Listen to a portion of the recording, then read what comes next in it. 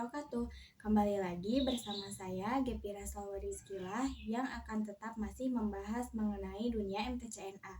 Pada video kali ini kita akan masuk pada materi bab yang ke-13 yaitu mengenai paylover dan juga load balance.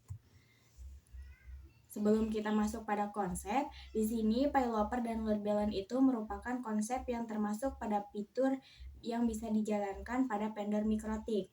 Untuk konsep paylover dan juga load balance itu deskripsinya sama-sama metode yang digunakan ketika kita memiliki dua router yang memiliki jalur masing-masing untuk bisa terhubung ke internet. Contohnya seperti pada gambar topologi yang ada di samping ini ya teman-teman. Dilihat dari topologi yang ada di samping itu terdapat dua router. Nah, satu router itu memiliki jalur ke internetnya, sedangkan router lainnya juga mempunyai jalurnya sendiri untuk ke internet. Atau router ke satu itu di ISP yang pertama dan yang kedua itu di ISP yang kedua. Artinya dari semua perangkat klien yang terhubung ke router kita maka memiliki dua jalur internet, bisa menggunakan ISP 1 dan juga ISP 2. Nah, kalau misalkan kita sudah memiliki jalur seperti ini, maka ada konsep yang kita terapkan yaitu paylover dan juga load balance. Terkait paylovers nanti gambarannya, jadi ketika ada satu ISP yang aktif dan yang satunya itu disable atau tidak aktif, nah yang disable ini yang nantinya akan menjadi backup. Jadi dari semua klien yang akan dilewatkan pada satu ISP saja. Baru kalau ISP 1 down, maka nanti ISP yang kedua akan membackup. Nah, ISP yang kedua ini adalah ISP yang statusnya itu adalah disable. Jadi nanti ketika ada dua router yang satunya aktif dan yang satunya itu disable, yang disable itulah yang akan membackup router yang aktif itu kalau misalkan router yang aktif itu nantinya down.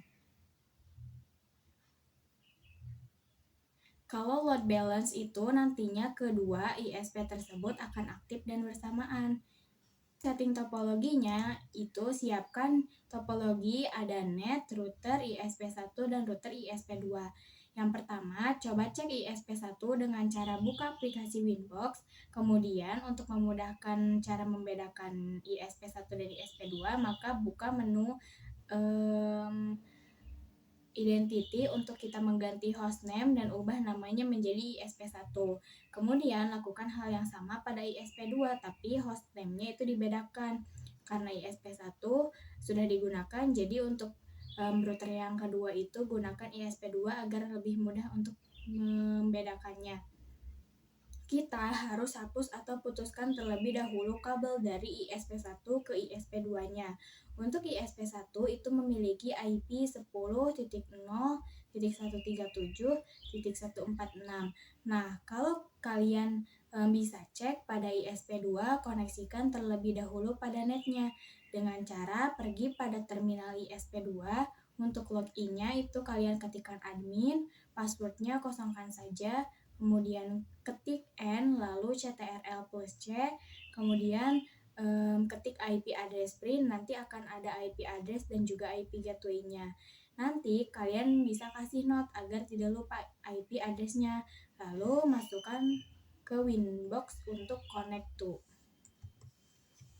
Setelah itu, kita coba cek router customer-nya memiliki IP address berapa. Pastikan router customer ini bisa terhubung ke ISP1 dan juga ISP2. Caranya, login menggunakan admin, passwordnya kosongkan saja, kemudian ketik N, lalu CTRL plus C, baru ketik IP address print. Kalau masih kosong, berarti langkah yang bisa dilakukan yaitu adalah setting IP address pada Ether 2 pada ISP1 dan Ether 2 pada ISP2 yang berfungsi sebagai gateway untuk router mikrotik. Langsung setting saja pada Winbox ISP1. Caranya, buka Winbox dengan sudah terhubung pada ISP1, lalu ke IP dan cari yang namanya addresses, kemudian pilih Ether 2, ketikkan IP-nya 192.168.1.1/24, sesuaikan dengan IP Ether 2-nya ya teman-teman. Nah, kemudian baru klik apply dan juga OK. Paylover itu apa? Nah, failover itu adalah gambarnya seperti ini ya teman-teman. Ketika kita mempunyai suatu router yang bertindak sebagai customer, kemudian router tersebut memiliki dua jalur ke internet. Yang pertama menggunakan ISP1 dan yang kedua menggunakan ISP2. Nah, failover itu mendeskripsikan hanya satu line atau hanya satu jalur yang bisa digunakan. Maka failover itu bisa dideskripsikan entah dia akan menggunakan ISP1, entah dia akan menggunakan ISP2. Kalau dia menggunakan ISP1, maka jalur yang ISP2 ini akan menjadi backup, sehingga ketika nanti ISP1 ini down, maka ISP2 ini akan menjadi backupnya. Begitupun sebaliknya. Di failover ini, kalau kita menggunakan disable dan juga enable mungkin kurang leluasa. Jadi, agar lebih leluasanya bisa dengan menggunakan parameter distance. Nah, distance itu apa? Jadi, distance itu adalah mendeskripsikan parameter ataupun nilai parameter routing yang diprioritaskan. Jadi, semakin nilai distance-nya semakin besar, maka semakin tidak diprioritaskan. Nanti kalau misalkan di router ISP1 distance-nya dibuat lebih besar daripada router ISP2, maka nanti jalur mengakses internetnya akan berpindah ke ISP2 karena memiliki parameter distance yang lebih kecil daripada ISP1. Nah, lalu bagaimana apabila IP yang terdapat pada ISP1 ini dalam keadaan disable? Apakah si mikrotik ini akan sudah bisa mendeteksi atau apakah di router tersebut up atau down? Maka dari itu kita bisa menggunakan bantuan yang namanya check gateway.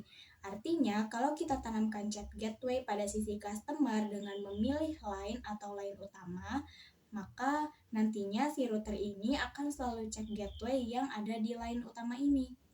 Kalau misalkan dia terdisable, maka jalur ISP akan otomatis berpindah pada jalur yang kedua. Nah, tanamkan check gateway pada bagian sisi mikrotik ISP1 akan ada nantinya check gateway dan ada dua pilihan, bisa menggunakan ping ataupun bisa menggunakan ARP. Kalau menggunakan ping, maka nantinya router mikrotik ini akan selalu ping ke gateway-nya setiap 10 detik. Bagaimana dengan load balance? Nah, dua line ISP aktif bisa difungsikan bila kalian ingin membagi jalur internet, misal ke Facebook jalur 1, ke YouTube jalur 2. Dengan metode ECMP yang merupakan improvisasi dari metode round robin load balance. Load balance dengan metode ECMP yang merupakan improvisasi dari metode round robin load balance. Konfigurasi load balance ECMP. Untuk konfigurasi load balance sangat simpel, hapus dulu di routes yang mengarah ke internetnya, lalu konfigurasikan dengan cara masuk pada routing table, masuk pada menu inbox, kemudian ada route, diklik, baru setelah masuk ke menu route, kalian klik add atau tanda plus untuk DRS address-nya mengarah ke 0.0.0.0. Untuk gateway-nya isikan IP dari ISP pertama, lalu di apply dan juga oke, maka nanti sudah terdapat informasi AS bahwasanya ke internet itu bisa menggunakan ISP1 dan juga ISP2. Cara uji coba PPC1 terlebih dahulu, klik 2 kali pada PPC1, kemudian klik IP DHCP. Ketik IP DHCP, nanti akan mendapatkan IP address dan juga gateway-nya. Lalu ketik ping 8.8.8.8. Ketika sudah berhasil, kalian lakukan trans. Kira-kira IPv1 ke internet itu menggunakan ISP yang mana? Ketik trans 8.8.8.8. Bisa dilihat bahwasanya PPC1 kalau mau ke internet dia pertama-tama melewatkan interface bridge router mikrotik terlebih dahulu, kemudian lewat ke ISP2. Setelah itu baru bisa internetan. Nah, lakukan hal yang sama pada PPC2. Konfigurasi load balance itu tidak hanya menggunakan ECMP, tapi juga bisa menggunakan konfigurasi load balance dengan metode root rules. Konfigurasi load balance dengan metode root rules ini bekerja dengan sistem SRC address. Jadi kita bisa mendefinisikan misal untuk PPC1 ketika ingin internetan harus menggunakan ISP2. Nah, itu bisa menggunakan root rules. Nanti kita akan melihat misalkan kata kuncinya adalah SRC address. Berarti PPC-PPC-nya harus memiliki IP yang statik. Kalau kita konfigurasikan IP pada PPC-PPC yang menggunakan IP DHCP, nanti konfigurasi di router mikrotiknya akan berantakan. Maka dari itu, kita bisa definisikan PPC itu menggunakan IP statik. Ada juga konfigurasi load balance dengan firewall Mangel.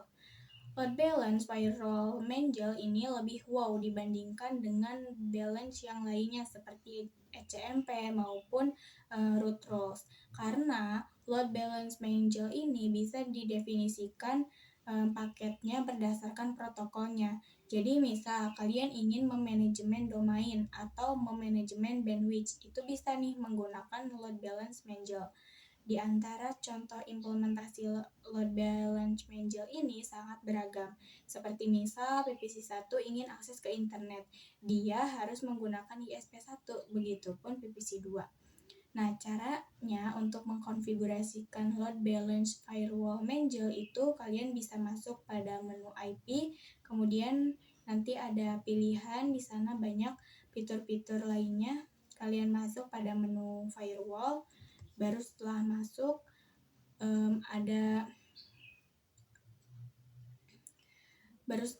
ke menu firewall ada beberapa pilihan lagi. Kalian masuk pada menu Mangel. Setelah itu baru klik add atau tanda plus. Di bagian generalnya isikan chain-nya itu menggunakan pre-routing, kemudian SRC address-nya masukkan si IP PPC1 yaitu 10.10.10.11. Baru nanti setelah di bagian generalnya chain dan juga SRC address-nya sudah terisi, maka kalian masuk pada menu action. Jadi di action-nya apa yang akan kalian lakukan dengan protokol yang sudah kalian pilih itu. Untuk action-nya pilih yang mark routing. Untuk new routing mark-nya kemudian ketikkan seperti note Mangel strip ISP strip 1, baru klik OK dan lakukan pada PPC2-nya. Kalian masuk pada menu IP, kemudian masuk pada menu firewall, baru di bagian tambahkan add, baru di bagian general, chain-nya pilih pre-routing, masukkan SRC address-nya IP dari si PPC2 yaitu 10.12, baru ke menu action, pilih yang mark routing. New routing mark-nya ketikkan Mangel strip ISP strip 2 untuk membedakan dari yang sebelumnya. Baru kalian klik apply dan juga OK.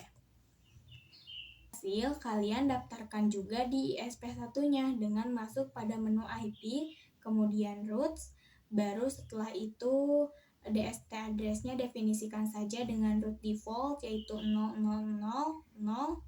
gateway-nya masukkan IP ISP1, maka nanti kalau PPC1 ingin akses internet dia akan terhubung ke ISP2.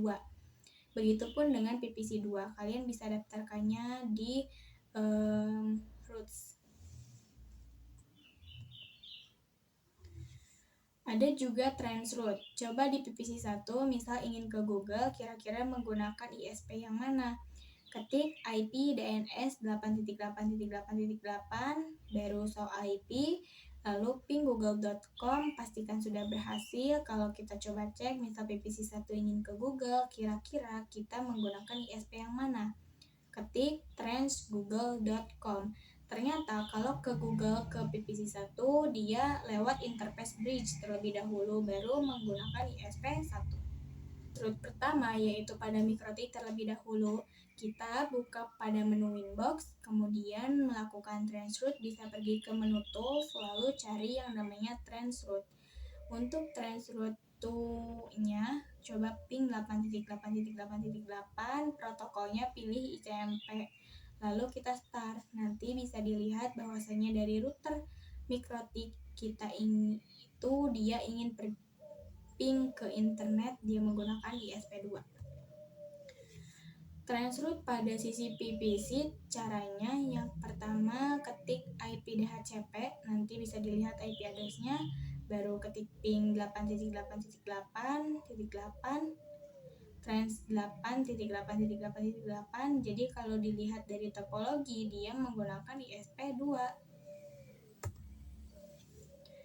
Oke, baik, mungkin itu saja materi yang dapat saya sampaikan. Mohon maaf bila masih banyak kekurangan dan juga kesalahan dalam penyampaian materi ataupun juga kata-kata. Saya mohon maaf. Terima kasih. Wassalamualaikum warahmatullahi wabarakatuh. Audio Jungle.